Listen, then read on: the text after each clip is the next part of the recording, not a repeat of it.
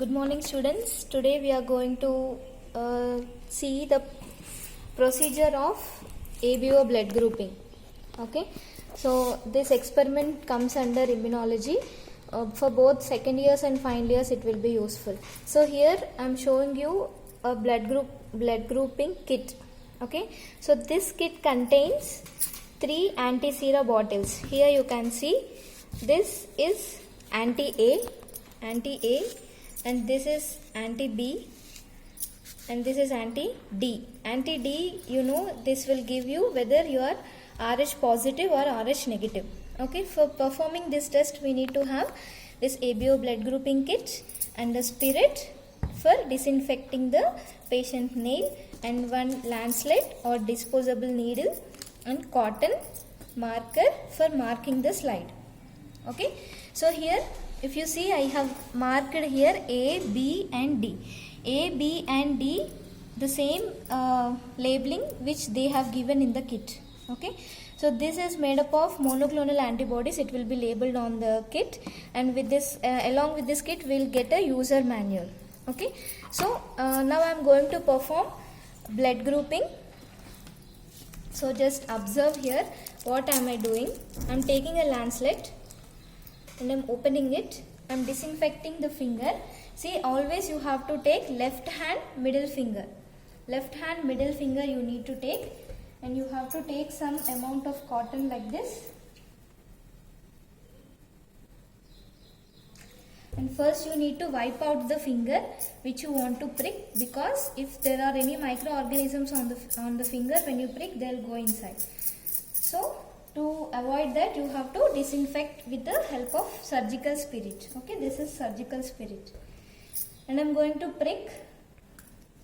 See here, always the sharp end should be like this. When you prick the nail, the sharp end should face yourself. Okay, just one prick is enough. We just require less than 3 drops of blood. Okay, so you have to discard first drop because it may contain it may be contaminated, and now you have to drop blood like this on your labeled slide.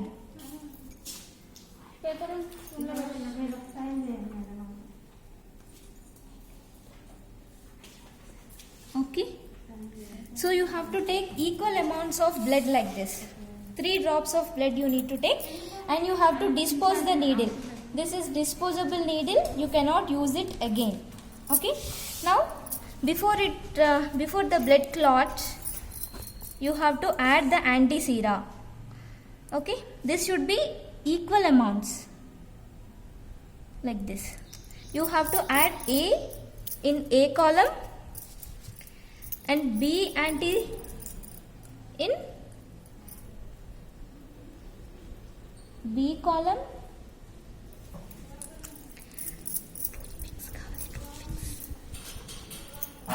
and D in D. See, I'm adding only 1 drop. Equal amounts I'm adding here.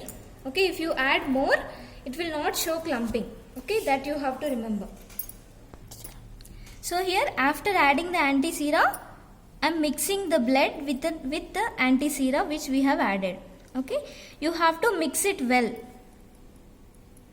like this. Okay, till the blood gets emulsified you have to mix. And remember, you should use toothpicks for mixing the blood. And I am using needle here, and you have to remember you should not use the same toothpick for all the columns. You should not use the same toothpick for all the columns. You have to change it. Okay, now if you see here, you can observe clumping. Okay,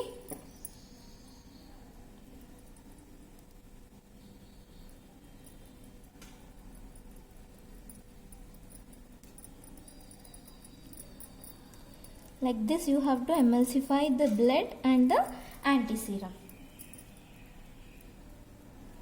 Okay, you have to dispose it very carefully. And now just wait for 2 minutes and we can observe the result here.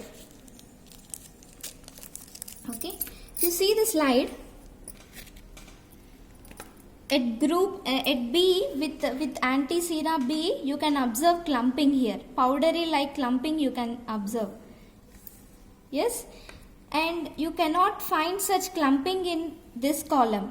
For A, you cannot find such kind of clumping. Yes, and the same clumping is also observed in the D with the D anti-sera. So the result for this test is B positive. The result for this test is B positive because the clumping is clearly observed in B with B anti-sera and D. So I have already told you the D will give you whether your blood is positive or not. If you find clumping or agglutination in D, you can say that it is positive. If not, it is negative.